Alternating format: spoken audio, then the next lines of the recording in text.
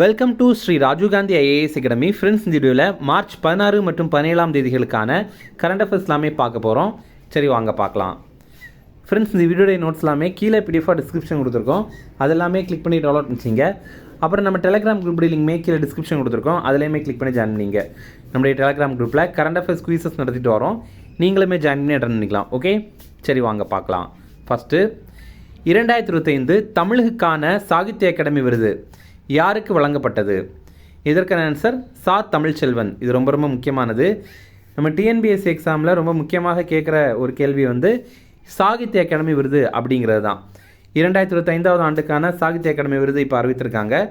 எழுத்தாளர் சா தமிழ்ச்செல்வன் அப்படிங்கிறவங்களுக்கு தமிழில் இந்த விருதை வழங்குறாங்க.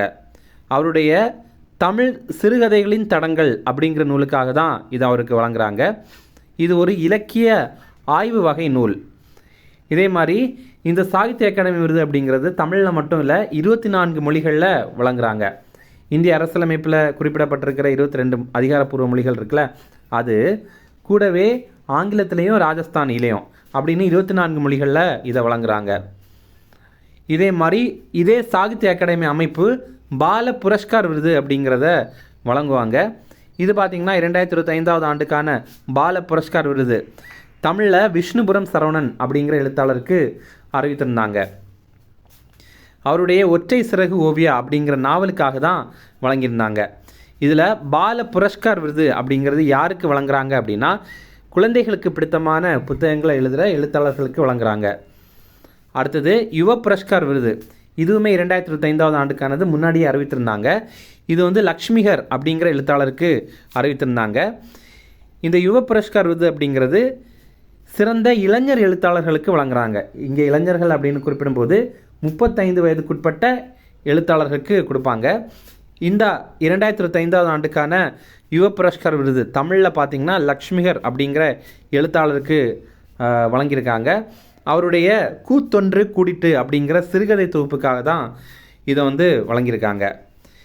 இது எந்த அமைச்சகத்துக்கு கீழே வருது அப்படின்னா, மத்திய கலாச்சாரத்துறை அமைச்சகத்துக்கு கீழே தான் இந்த சாகித்ய அகாடமி விருது வருது.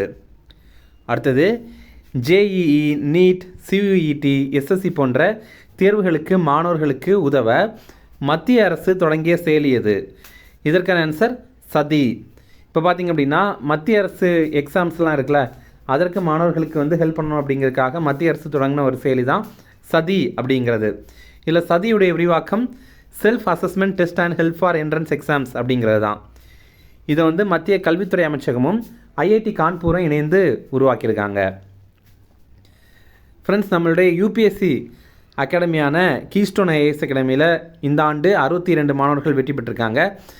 நம்ம இன்ஸ்டியூட்டில் பார்த்திங்க அப்படின்னா யூபிஎஸ்சிக்கான ஃப்ரீ செமினார் மார்ச் 29 தேதி நடத்துகிறோம். ஸ்க்ரீனில் தெரிகிற இந்த கியூஆர் கோடை நீங்கள் ஸ்கேன் பண்ணி இதில் ரெஜிஸ்டர் பண்ணிக்கலாம். இந்த செமினார் எங்கே நடைபெறுது அப்படின்னா, சென்னையில் அண்ணா நகரில் கீஸ்டோன் ஐஏஎஸ் அகாடமியில் தான் நடைபெறுது. ஸ்க்ரீனில் தெரிகிற நம்பருக்கு கால் பண்ணி நீங்கள் இது சம்மந்தமான தகவல்கள் பெற்றுக்கொள்ளலாம். அடுத்தது, பிசிசிஐ அமைப்பின் 2026 ஆண்டிற்கான சிறந்த கிரிக்கெட் வீரர் விருதை வென்றவர் யார்? இதற்கான ஆன்சர் சுப்மன் கில். பிசிசிஐ நம்ம இந்தியாவில் கிரிக்கெட்டை நிர்வகிக்கிற அமைப்பு இது தான். பிசிசிஐயோடைய விரிவாக்கம் board of control for cricket in India அப்படிங்கிற ஒரு விரிவாக்கம் தான் இருக்குது. இப்போ பிசிசிஐ இதற்கான விருதுகள் பார்க்கலாம். இதில் பார்த்தீங்கன்னா poly Umrigar award. Poly Umrigar award அப்படிங்கிறது சிறந்த சர்வதேச கிரிக்கெட் வீரருக்காக வழங்குகிற விருது. இது பார்த்திங்கன்னா இந்திய வீரரான சுப்மன் கில் அவர்களுக்கு அறிவித்திருக்காங்க. அதே சிறந்த சர்வதேச கிரிக்கெட் வீராங்கனைக்கான விருது பார்த்திங்கன்னா ஸ்மிருதி மந்தனா அவர்களுக்கு அறிவித்திருக்காங்க. அதே மாதிரி சிகே நாயுடு வாழ்நாள் சாதனையாளர் விருது. இது ஆண்களில் வழங்குகிற விருது. இது பார்த்திங்கன்னா ரோஜர் பின்னி, ராகுல் டிராவிட் இவங்க 2 பேருக்குமே அறிவித்திருக்காங்க. அதுவே பெண்களில் பார்த்திங்கன்னா பிசிசிஐ அமைப்பு வாழ்நாள் சாதனைகளுக்கான விருது வழங்குறாங்க. அது இந்த 2026 ஆண்டுக்கான விருது மித்தாலி ராஜ் அப்படிங்கிற கிரிக்கெட் வீராங்கனைக்கு வழங்க போகிறாங்க. அடுத்தது, 2வது உலக பாரா தடகள கிராண்ட் ஃப்ரீ போட்டி 2026 எங்கு நடைபெற்றது? இதற்கான ஆன்சர் புதுடில்லி. இப்போ பார்த்திங்க அப்படின்னா வேர்ல்டு பாரா அத்லெட்டிக்ஸ் கிராண்ட் ஃப்ரீ போட்டி நடைபெற்றது. இது மார்ச் 11 தேதியிலிருந்து 13 தேதி வரைக்கும் நடைபெற்றது. இதில் 8 நாடுகள் மட்டும்தான் பங்கேற்றிருந்தாங்க. இந்தியா, ரஷ்யா, நேபாளம், அப்புறம் பூடான், ஹாங்காங், செர்பியா, போஸ்னியா மற்றும் எகிப்து இந்த நாடுகள் மட்டும்தான் பங்கேற்றிருந்தாங்க. இந்த ஆண்டு 2வது பதிப்பு நடைபெற்றது. முதல் பதிப்பு போன ஆண்டு புதுடெல்லியில் நடைபெற்றது. இந்த ஆண்டு 2வது பதிப்புமே புதுடெல்லியில் தான் நடைபெற்றது. இந்த ஆண்டு பார்த்திங்கன்னா பதக்கப்பட்டியலில் முதலிடம் பெற்றது இந்தியா. இந்தியா வந்து 208 மெடல்கள் வந்து ஜெயிச்சிருக்கோம். இதில் 75 வந்து தங்கப் பதக்கங்கள். இந்த போட்டி வந்து புதுடெல்லியில் ஜவஹர்லால் நேரு மைதானத்தில் தான் நடைபெற்றது. அடுத்தது உலக குத்துச்சண்டை ஃபியூச்சர்ஸ் கோப்பை 2026 போட்டி எங்கு நடைபெற்றது? இதற்கான ஆன்சர் பேங்காக். இப்போ பார்த்திங்க அப்படின்னா வேர்ல்டு பாக்ஸிங் ஃபியூச்சர்ஸ் கப் போட்டி வந்து நடைபெற்றது. தாய்லாந்துடைய தலைநகரான பேங்காக்கில் தான் இது நடைபெற்றது. இதில் இந்தியா சில விருதுகள் பெற்றிருக்கோம், அதை பற்றி பார்க்கலாம். நம்ம இந்தியாவை சேர்ந்த வீராங்கனையான சந்திரிகா புஜாரி இவங்க வந்து தங்கம் ஜெயிச்சிருக்காங்க பெண்கள் 51 கிலோ எடைப்பிரிவில். அப்புறம் இந்தியாவை சேர்ந்த வீராங்கனையான குஞ்சன் இவங்க வந்து பெண்கள் 48 கிலோ பிரிவில் வெள்ளி ஜெயிச்சிருக்காங்க. அப்புறம் ஜாய்ஸ்ரீ தேவி பெண்கள் 54 கிலோ எடைப்பிரிவில் வெள்ளி ஜெயிச்சிருக்காங்க. அப்புறம் அம்பேத்கர் மீட்டே ஆண்கள் 50 கிலோ பிரிவில் வெள்ளி ஜெயிச்சிருக்காரு. அப்புறம் ராதாமணி லோங்ஜாம் இவங்க பெண்கள் 57 கிலோ எடைப்பிரிவில் வெண்கலம் ஜெயிச்சிருக்காங்க. அடுத்தது 2026 இந்தியன் வெல்ஸ் ஓப்பன் டென்னிஸ் போட்டியில் ஆடவர் பிரிவில் வெற்றி பெற்றவர் யார்? இதற்கான answer Jannik Sinner. Indian Wells open tennis போட்டி அப்படிங்கிறது ஒரு டென்னிஸ் போட்டி. இந்த போட்டி வந்து அமெரிக்காவில் நடைபெற்றது. இதில் ஆடவர் பிரிவில் வெற்றி பெற்றது இத்தாலி நாட்டை சேர்ந்த வீரரான ஜானிக் சின்னர். மகளிர் பிரிவில் வெற்றி பெற்றது பெலாரஸ் நாட்டை சேர்ந்த வீராங்கனையான அரினா சப்லன்கா அப்படிங்கிறவங்க. அடுத்தது 2025 F1 சீன கிராண்ட் ஃப்ரீ போட்டியில் சாம்பியன் பட்டம் வென்றவர் யார்? இதற்கான ஆன்சர் கிம் ஆண்டனலி. இப்போ பார்த்திங்க அப்படின்னா கிராண்ட் ஃப்ரீ போட்டி நம்ம வந்து டிவியில் சின்ன வயசில் கூட பார்த்துருப்போம், இப்போ கூட சிலர் வந்து பார்த்துருப்போம்.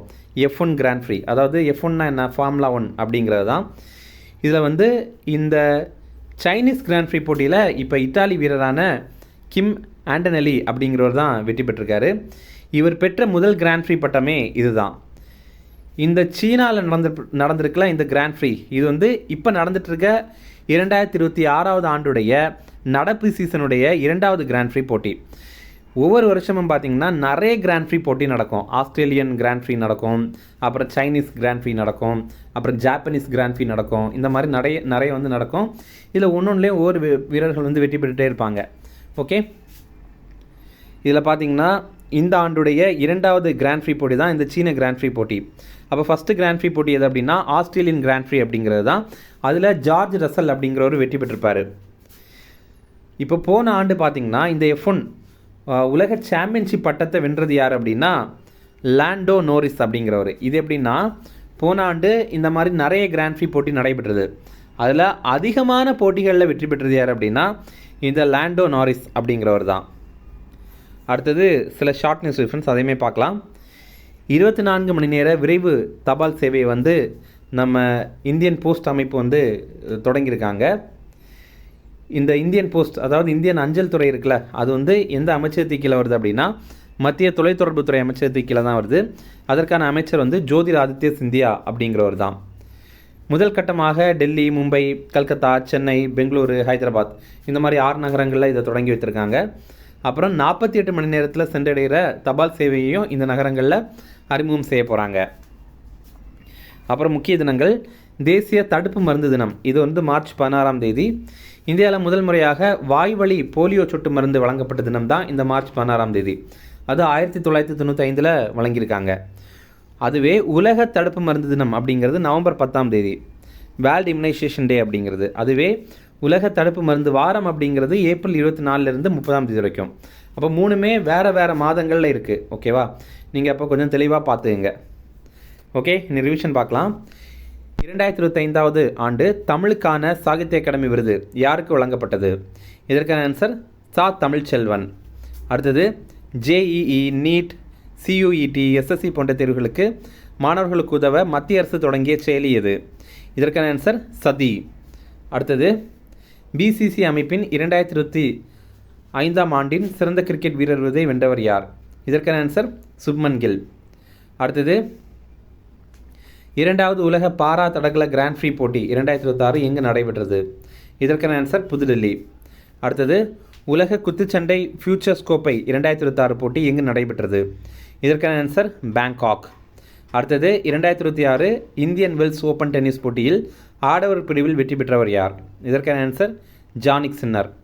அடுத்தது 2025 F1 கிராண்ட் ஃப்ரீ போட்டியில் சாம்பியன் பட்டம் வென்றவர் யார்? இதற்கான ஆன்சர் கிம் ஆண்டனலி. அவ்வளோதான் ஃப்ரெண்ட்ஸ். அப்புறம் போன வீடியோவில் நம்ம ஒரு ப்ரீவியஸ் இயர் கேள்வி கேட்டிருந்தோம், அதற்கான ஆன்சர் பார்க்கலாம். இந்திய அரசியலமைப்பின் எந்த பிரிவு தொழிற்சாலைகள், சுரங்கங்கள் அல்லது வேறு எந்த ஆபத்தான தொழிலிலும் குழந்தைகளை வேலைக்கு அமர்த்துவதை தடை செய்கிறது அப்படிங்கிறது தான் கேள்வி. ஆன்சர் வந்து ஆப்ஷன் பி, ஆர்டிக்கிள் 24. அப்புறம் இன்றைக்கான கேள்வி, இதுவுமே ஒரு ப்ரீவியஸ் இயர் கேள்வி தான். 1932 ஜனவரி 26 டேஸ் புனித ஜார்ஜ் கோட்டையின் உச்சியில் தேசிய கொடியை ஏற்றினார். அதாவது என்ன கேட்குறாங்க அப்படின்னா, புனித ஜார்ஜ் கோட்டையுடைய உச்சியில் 1932 ஜனவரி 26 யார் தேசிய கொடியை ஏற்றினாங்க அப்படிங்கிறது தான். Option A Tiruppur Kumaran, option B Rajaji, option C Prakasam, option D Bhashyam. இதில் வந்து கரெக்டான ஆன்சரை கமெண்ட் பண்ணுங்கள். இந்த வீடியோ பிடிச்சிருந்தால் கண்டிப்பாக லைக் பண்ணுங்கள், நம்மளுடைய சேனலுக்கு சப்ஸ்கிரைப் பண்ணிச்சிங்க, உங்கள் நண்பர்களுமே ஷேர் பண்ணுங்கள், கண்டிப்பாக அவங்களுக்கும் நல்லதாக இருக்கும். Okay, thank you.